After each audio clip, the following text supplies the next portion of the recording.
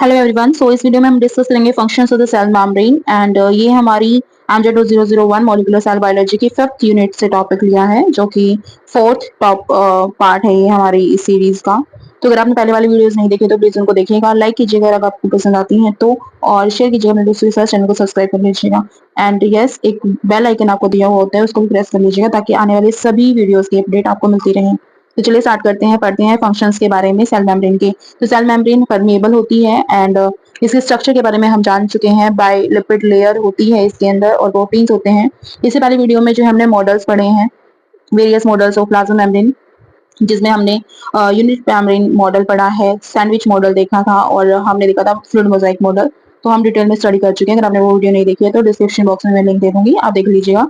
तो functions of the cell membrane देखते हैं क्या बताया गया हमें बुक में। ये बुक जो है ये हमारी इग्नू की ही बुक है, एमजे 001 मॉलिक्यूलर सेल बायोलॉजी, जो कि हमारा फर्स्ट पेपर है एमएससी जूलॉजी का। तो देखते हैं फंक्शंस ऑफ सेल मेम्ब्रेन के बारे में हमें क्या बताया गया है।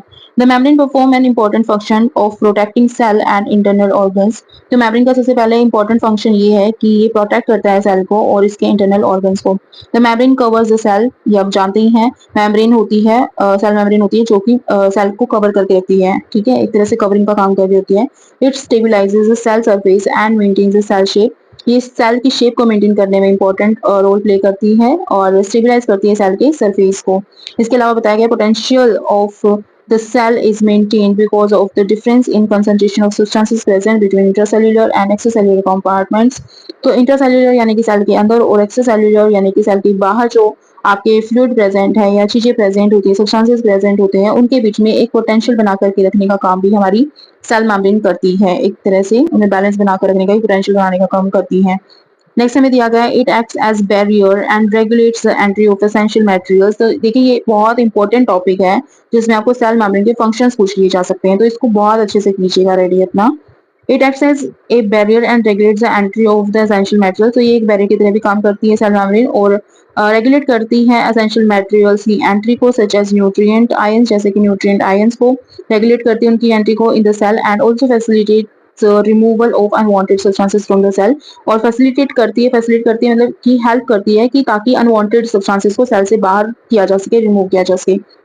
तो असेंशियल मटेरियल्स को इन करने देती है और सेल के अंदर आने देती है, और जो वेस्ट मटेरियल है और या फिर अनवांटेड सब्सटेंसेस हैं उनको आउट करती है सेल से।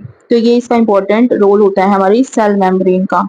नेक्स्ट है हमारा proteins present in the membrane initiate specific processes in the cell. जो प्रोटीन्स हमारे सेल मेम्ब्रेन में प्रेजेंट होते हैं इनका कुछ स्पेसिफिक प्रोसेसेस होते हैं सेल के अंदर, आप सभी जानते हैं। Intrinsic protein act as transport system. Intrinsic protein जो होते हैं वो एक तरह से ट्रांसपोर्ट सिस्टम का काम कर रहे होते हैं। इंट्रिंसिक प्रोटीन जो होते हैं बाय लेयर और प्रोटीन के बीच में जो प्रेजेंट होते हैं आपको देखने को मिलेंगे, उनको बोला जाता है इंट्रिंसिक प्रोटीन। तो वो एक तरह से ट्रांसपोर्ट सिस्टम का कवर करते हैं and facilitate diffusion of the ions in the cell and movement of solute out of the cell.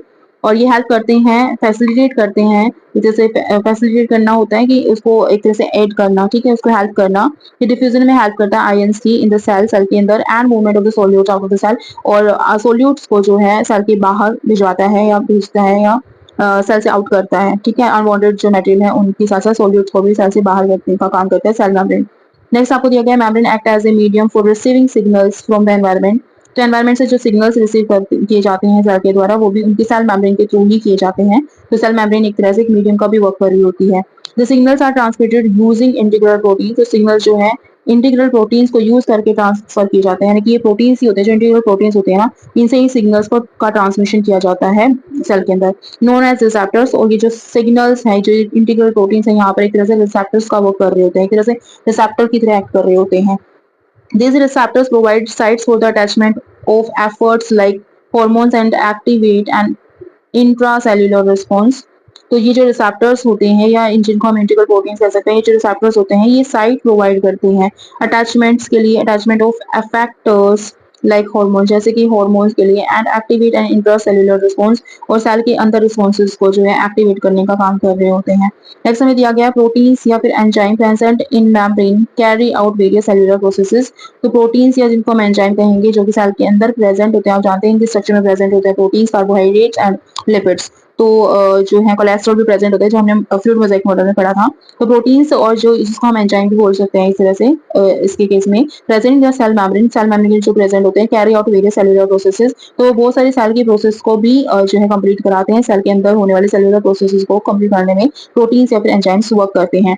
Transport proteins और चैनल प्रोटीन, जिनको हम कहेंगे कि वो ट्रांसपोर्ट प्रोटीन या फिर जिनको हम चैनल प्रोटीन कहते हैं, transfer solutes through the lipid bilayer bye diffusion.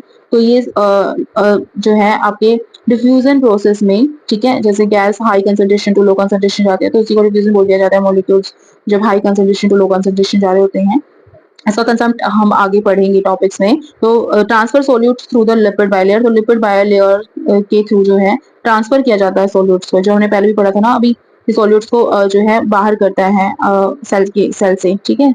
तो सेल मेम्ब्रेन का वो ये भी काम होता है, और ये ट्रांसफर होता है सोल्यूट्स को थ्रू लिपिड बाइलेयर। एंड कौन सी प्रोसेस के थ्रू किया जाएगा, तो डिफ्यूजन से किया जाएगा। यानी सिंपली यहाँ पे बताया गया कि डिफ्यूजन प्रोसेस से सोल्यूट पार्टिकल्स को लिपिड बाइलेयर की हेल्प से जो है बाहर कर दिया जाता है सेल की बॉडी से। Specific molecules bound to carrier proteins and get transferred across the lipid bilayer by diffusion।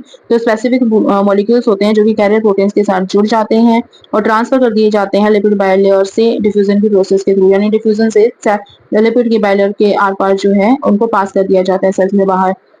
Next आपको बताया गया है गेटेड पोर्स और channels act as transport proteins in response to stimulus. तो जो गेटेड पोर्स प्रेजेंट होते हैं या फिर हम कहेंगे जिनको चैनल्स या फिर प्रोटीन जो प्रेजेंट होते हैं एक्ट एज ट्रांसपोर्ट प्रोटीन, वो ट्रांसपोर्ट प्रोटीन की तरह वर्क करते हैं, स्टिमुलस की तरह वर्क करते हैं। रिस्पॉन्स टू द स्टिमुलस, जो स्टिमुलस पर एक्ट करेंगे। जब भी कोई स्टिमुलस उनको मिलेगा तो ये जो पोर्स हैं, ये जो चैनल्स हैं, या जिनको हम ट्रांसपोर्ट प्रोटीन है, तो ये जो है प्रोटीन्स क्या करेंगे, इन एंड आउट करने में हेल्प करेंगे चीजों का, सब्सटेंसेस का थ्रू द सेल मेम्ब्रेन।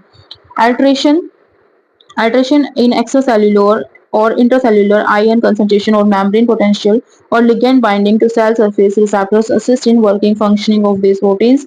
तो इन प्रोटीन्स की फंक्शनिंग के लिए और वर्किंग के लिए जो है अल्टरेशन ऑफ एक्स्ट्रासेल्यूलर, तो एक्स्ट्रासेल्यूलर और इंट्रासेल्यूलर आयन कंसंट्रेशन में अल्टरेशन जो है ये काफी ज्यादा हेल्प करता है सेल मेम्ब्रेन में उसकी लिगैंड बाइंडिंग में, जो कि सेल सरफेस पर रिसेप्टर्स के साथ बाइंड करता है। तो ये इंपॉर्टेंट टॉपिक है, इंपॉर्टेंट पॉइंट है यहाँ पर, तो इसको बहुत अच्छे से कर लीजिएगा, 2 बार स्टडी कर लीजिएगा, 2 बार सुन लीजिएगा वीडियो को, आपको अच्छे से क्लियर हो जाएंगे चीजें। Permeability of membranes helps in movement of specific selective ions और molecules in and out of the cell. तो जो परमेबिलिटी होती है सेल मेम्ब्रेन की, वो क्या करती है, हेल्प करती है कि स्पेसिफिक सिलेक्टिव आयंस को बॉडी के या फिर सेल के अंदर और सेल से बाहर किया जा सके। सो इस वीडियो में जो ना हम इतना ही रखते हैं। इस नेक्स्ट वीडियो में हम हमारा नेक्स्ट टॉपिक डिस्कस कर लेंगे जो है प्रॉपर्टीज ऑफ प्लाज्मा मेम्ब्रेन। अच्छा, मैं आपको बता दूं कि मैंने अभी जो ये ऐसे क्यू आते हैं आपके चैप्टर्स के बीच में या यूनिट्स के बीच में, ये मैंने आपको नहीं कराए हैं, तो ये मैं इनके लिए एक सेपरेट वीडियो बना दूंगी जिसमें आपको ब्लॉक वाइज या फिर यूनिट वाइज जो है सारे ऐसे क्यू जो है fill in the blanks, true false या फिर फिल फॉलोइंग जो भी कुछ होगा तो वो मैं आपको क्लियर करा दूंगी, ठीक है। तो आप बने रहिए मेरे साथ और देखते रहिए। नेक्स्ट वीडियो में हम प्रॉपर्टीज पढ़ लेंगे प्लाज्मा मेम्ब्रेन की, और इस वीडियो को इतना ही रखते हैं। अगर आपको वीडियो पसंद आए तो प्लीज इसको लाइक कर दीजिएगा, शेयर कीजिएगा अपने दोस्तों के साथ और चैनल को सब्सक्राइब कीजिएगा। Thank you so much for watching. Thank you friends, bye bye.